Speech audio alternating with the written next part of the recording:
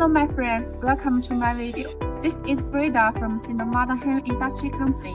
We are a furniture construction machinery company with rich export experience. Today we come to SUNWARD factory. SUNWARD is committed to the manufacturing of construction equipment, special equipment, and aviation equipment. Their products cover many countries at home and abroad. Here I want to give you a detailed introduction of skid steer loader SWL2820. This machine is a diesel wheel skid steer loader.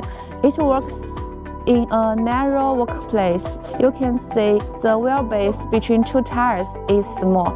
The operating weight is 2,830 kilograms and the rated capacity is 750 kilograms. Let's look at the bucket. The standard bucket width is 1.6 meters, but we can choose different attachments in different work environments, such as snowblood, breaker, 4-in-1 bucket, and so on. Now focus on the engine.